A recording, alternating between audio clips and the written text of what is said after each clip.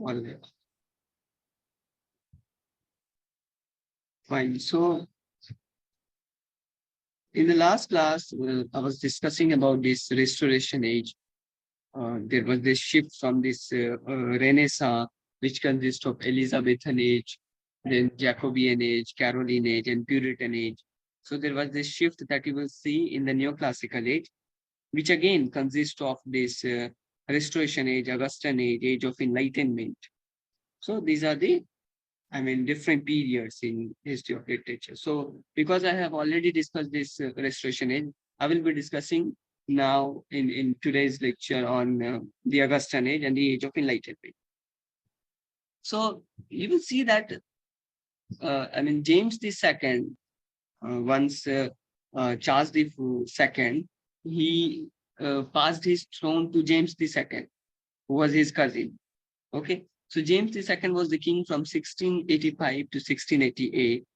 After that, what happened is that, due to that glorious revolution, which is also known as bloodless revolution, where James II has been overthrown by the public, by the parliament and the public, and Mary II and William III, or William of Orange, they have been called to reign the Great Britain. So Mary and William came. James II was overthrown after 3 years of his reign, and this couple started to reign the Great Britain. Afterwards, you will see that Mary died, and then William III, or William of Orange, he became the monarch. And then we have the next queen, Queen Anne. Okay, she was not very much famous queen, but then yeah, she is famous because of this Act of Union. Okay, so her reign is from 1702 to 1707. A very famous incident that happened during her reign was the Act of Union in 1707, in which parliamentary acts were passed during 1706 and 1707. With this particular act, what happened is that uh, Scotland, England, Wales, they were, Kingdom of Scotland, everyone united into Kingdom of Great Britain. Okay, so they were united into a one Great Britain kind of nation. So that's why we call it Acts of Union, because the Acts of Union of 1707 were a pair of parliamentary acts passed during the 1706 and 1707 by the Parliament of England and the Parliament of Scotland to put into effect the Treaty of Union agreed on 22nd July 1706. The acts joined the Kingdom of England and the Kingdom of Scotland, previously separate sovereign states with separate legislatures, but with the same monarch, into the Kingdom of Great Britain. Now the Britain is known as Kingdom of Great Britain. Okay. Ireland, Scotland, Wales, they were the part of Great Britain. But then there was this separate kind of legislatures. Now the legislatures, the acts, the laws, everything becomes common. That's why it is called now Kingdom of Great Britain. One act for all the, other kingdoms that are included in Britain. So like I have said that Anne was not very famous queen. That is the reason why when we say that this Augustan age, why don't we call it the age of Queen Anne, or age of William III, William II, Mary II, James II? No, we do not call this. Why don't we call this after the name of the king like we used to do earlier? For example, the restoration of monarchy, again associated with king. The Elizabethan age, the Jacobean age, associated with the name of the king and queens. So why do we call it Augustan and not the reign of Queen Anne? So from 1700 to 1745, the Augustan age, we call it Augustan age because you see, it has very much similarity with the Roman Augustan age. Okay, Roman Augustan age. I will come to that. First of all, let's see the age of Queen Anne.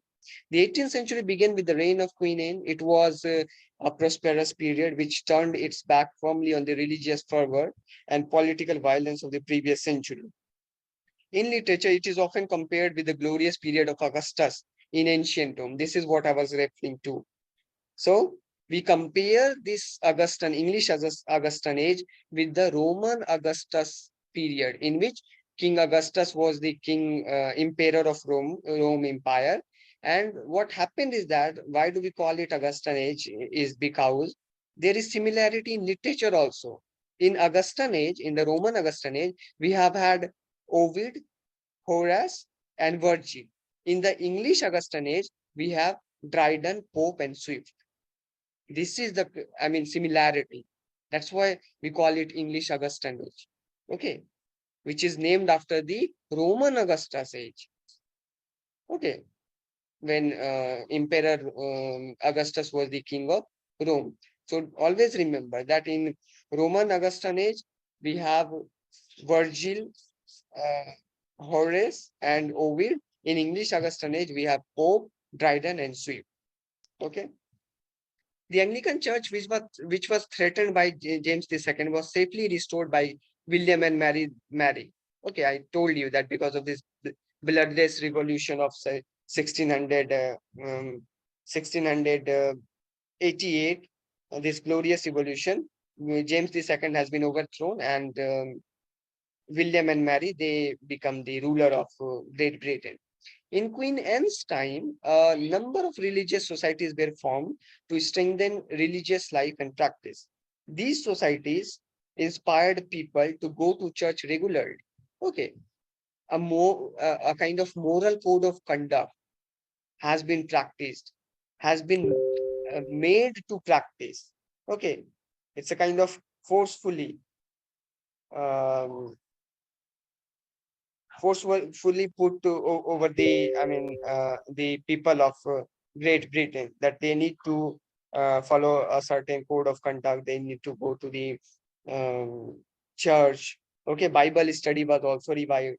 There were societies to control vices like drunkenness, swearing, and gambling. So this actually manifests, this particular act of moral code of conduct will manifest in the Victorian age. Okay, later on, when I will be teaching you about the Victorian age, I will tell you about these things. So this moral code of conduct has its root in the Augustan age itself, during the reign of Queen Anne, but it will manifest finally in the Victorian age, where there is very hard and fast moral code of conducts made by the Queen Victoria. Okay, and everyone need to follow that. So this is started from here only. Okay, great attention was paid to dressing. Men used to wear elaborate wigs, and women wore intricately stitched gowns and several petticoats. Okay, men and women. Now, if you remember or you have watched any movie of 16th, 17th century, you will see women used to wear a gown with a hoop. Okay, hoop around their waist. That hoop is actually made up of bones. Okay, bones. And um, they also wear a very fashionable dress called corset. And corset is such a tight dress that it's kind of pressing the body of the women. It is very painful when a particular woman wear this corset dress. It was very painful at that time. So if you have watched this Pirate of the Caribbean, there is this one scene when the villain asks that, protagonist, the girl, that do you know what is pain? So the women, after kicking his ass, she's replying, yes, I knew because I wear the corset. Okay, so corset was so painful. I mean, wearing corset was very painful because it pressurized your body. Okay. Then there was a lot of healthy rivalry between the Anglican Church and dissenters. Dissenters who were not the supporter of Anglican Church. So who were the dissenters? The Puritans, the Catholics. Okay, these were the dissenters. So rivalry was always there. We have seen this. I was teaching in the last class also during the Elizabethan age, and even after that, the rivalry began with the Act of Supremacy itself. So there was a lot of healthy rivalry between the Anglican Church and the dissenters. The latter, the dissenters, who were excluded from the prominent universities and schools, began several schools and academics of their own. Now, if you remember, Alexander Pope was never allowed to attend any school, and he is also under this particular age. So that was the condition. The dissenters were excluded from the prominent universities and schools. That's how, because Pope was Catholic, he was never allowed to go to the school. He was a kind of self-learned man. The Anglican Church reacted by opening several charity schools all over England. So charities schools were opened. This was a real blessing as there were hardly any school for the poor till then. The poor could go only to a few dame schools or grammar schools that were not enough. Okay, so Catholics were almost not allowed to attend any school. Even if they can go to a poor, very, I mean, that kind of a school where people like nowadays, uh, the schools in which students are going just for that, for the lunch and not for studying. That kind of a school were there at that time. There was fierce rivalry between the Tories and the Whigs. I told you, Tories were the supporter of the king and Whigs were the supporter of the parliament. The Tories were the supporters of the Church of England, while the Whigs favored toleration. There was a difference of opinion between the two parties over the matter of successor to the throne after Queen Anne. And the Tories, who were popular during Queen Anne's time, had to withdraw to the background when the House of Hanover came to the power. Okay, after the Stuarts, the Stuart dynasty actually, I mean, uh, came to an end after the reign of Queen Anne because she didn't have any heir. So the House of Hanover came to the throne after that. There was a close connection between politics and literature. In those days, it was forbidden to report the proceedings of parliament, and there were no public meetings. At the same time, the two rival parties were keen to influence the country. Who were the two rival parties? The Tories and the Whigs. This was done through the papers and pamphlets of literary men. Now, this particular rivalry you will see in the works of Joseph Addison, Jonathan Swift, because everyone was scared of this bitter satire of Swift, and the works of Richard Steele and Joseph Addison. If you remember, they were the greatest writer of the and initial writer of the periodicals. Now, the coffee house plays a very important role. It was the center for political literary discussion. Whether you want to discuss about politics, like that of Whigs and Tories, about church, about religion, about literature, so it was a prominent place. The rise of coffee house is associated with Augustan Age. An important feature of Queen Anne's reign was the establishment of coffee houses. It has been estimated that there were about 500 coffee houses in London alone. The coffee houses played an important role in the social life of the period. They were the centers of social and political discussions. There were distinct coffee houses for different groups of people. For instance, the Tories went to the Cocoa Tree Chocolate House. Okay, Cocoa Tree Chocolate House. This is the place where Tories used to be, while the Whigs visited the St. James Coffee House. So it's a kind of addabaji that we say in our, I mean, the native term kind of. So it was a kind of addabazi that were taking place. So Tory has they have selected a particular place for their meeting and gathering, while Whigs have selected some other place. The poets, their patrons, and critics met at the Will's Coffee House. The favorite of the scholars was the Grecian Coffee House. It was a rich period in literature. Giants like Defoe, Dryden, Pope, Swift, Addison, Steele, Wycherley, and Congreve dominated the various forms of literature. Satire and fiction were very popular. So, if you remember Augustan Age, and even after that, this age is also known as the Age of Prose, because we have this um, beautiful work by Swift, as well as Daniel Defoe, Defoe's novel Robinson Crusoe, Swift's work Gulliver's Travels. They were all, I mean, prose. Then Joseph Addison's Tatler and his Spectator, along with Richard Steele. Then Pope's Dunciad. These were all the, prose work, which were very popular. The heroic couplet was perfected by poets like Dryden and Pope. If you remember Pope's The Rape of the Lock and Dryden's heroic tragedy, in which they were using heroic couplets. Heroic poems and non-lyrical poetry of different kinds were written. The age saw the birth of the periodical essays, such as the Tatler, Spectator, the Rambler, the Idler, the Gentleman magazine by Richard Steele. So these are the periodicals that were, I mean, having a kind of rise. Do remember these periodicals. So, and mark this that the Augustan age actually marks the beginning of periodicals. Do remember this because this question has been asked in UGC-NET frequently. So the time span of the Tatler was from 1709 to 11. Then the Spectator was from 1711 to 1713. Then we have the Rambler written by Dr. Johnson from 1750 to 52. Then we have Idler, again written by Samuel Johnson. The time span of the Idler was 1758 to 1760. So do remember these. Now, Augustan prose. Printing and paper become cheap in the early 18th century. Books become easily accessible, and all types of literature appeared quickly.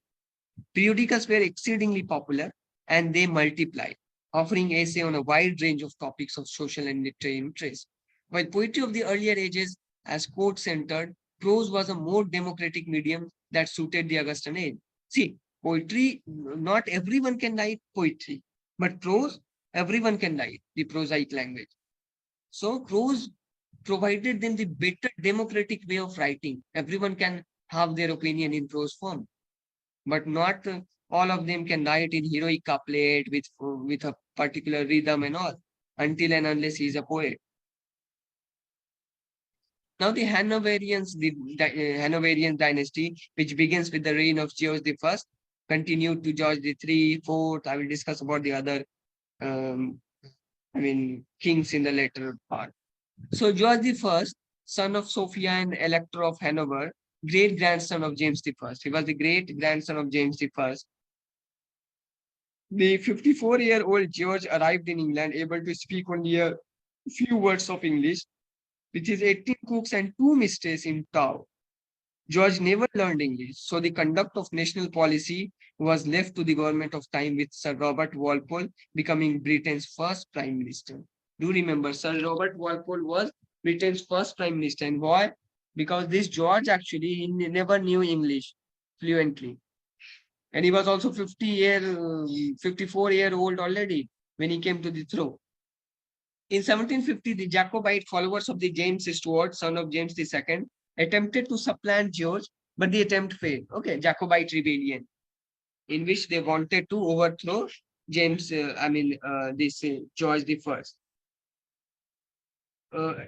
What happened is that George spent little time in England. He preferred his beloved Hanover, although he was implicated in the South Sea bubble, financial scandal of 1720. Then George II came to the throne. Only son of George I, he was more English than his father, but he still relied on Sir Robert Walpole to run the country. George was the last English king to lead his army into battle at Dettingen in 1743. In 1745, the Jacobites tried once again to restore a Stuart to the throne again. So if you remember, the Jacobite rebellion took place in 1715 and the second attempt in 1745. Prince Charles Edward Stuart, who is also known as Bonnie Prince Charlie, landed in Scotland. He was routed at Culloden Moor by the army under the Duke of Cumberland, known as Butcher Cumberland. Bonnie Prince Charlie escaped to France with the help of Flora MacDonald and finally died a drunkard's death in Rome. He was the last survivor of this Stuart dynasty. He died. That means that Stuart dynasty will not return again. Hanoverian will continue. Now, in a nutshell, you will see that just after Queen Anne, the Hanoverian succession is there in Great Britain. King George I, this Hanoverian succession goes on from King George I to King George IV. Now, the features of the age is age of prose and reason, agricultural revolution, and later on you will see by the time it is 18th century, this agricultural revolution changes into industrial revolution. Writing became a commercial activity. Okay, initially it was for leisure and for fun, but now from the Augustan age onwards, with the rise of prose, writing became commercial, because why they are publishing these periodicals? To earn money. They're trying to, operate these magazines and periodicals on weekly basis so that people will learn it, read it, and they will have a kind of habit of reading those periodicals, and they will, obviously they are going to pay for that periodical. So it's a kind of making them pay for particular periodicals. This was their idea. Okay, the authors try to grasp the audience. For example, nowadays we have this NDTV, in which you will see most of the viewers are from left wing, and all the other media channels, they have the viewers from the right wing. So grasping that kind of audience is also the trickery done by these media houses. This is what they started to do via these periodicals. So writing become a commercial activity. Clubs and coffee houses were, opening very rapidly. Circulating libraries were made in London around 1720. A library has been opened. Then in 1740 again the second library. Like this, there were many circulating libraries which were opened by the 18th century. Now, neoclassicism, this particular age, what are the characteristics of this age? Wit, then human nature, great chain of being, reason, rules of composition. The wit was the main characteristic of neoclassicism. Okay, witty dialogues that you will see in the Restoration comedy also, down to the rape of the law in the Augustan age. So wit was the primary feature of this particular age. Then understanding the human nature. You will see in the poetry of Pope, he's again and again referring to the human nature. Then great chain of being, if you remember, this was the philosophy during the 16th century, during the time of Renaissance. So you know this already. Now, what were the influence of Enlightenment? This scientific revolution, the rise of industrialism, these all falls under this category of Enlightenment age. So Enlightenment age was very much influenced by reason, order, liberty, tolerance, science. Okay, these are the watchword or buzzword of that time. Because enlightenment will obviously talk about, if you are talking about some scientific fact, then you are believing in reason and facts only. You are no more giving preference to emotions. And this is what happened during whole neoclassical age. And that's why, to counterattack this, the next movement came, which is also known as pre-romantic, which manifested into romantic age, which I will be discussing in the successive lecture. So, who were the key philosophers of the Enlightenment age? They were Voltaire, then Rousseau. Rousseau also talks about, he was not fully supporter of Enlightenment age, but he also was the precursor of Romanticism.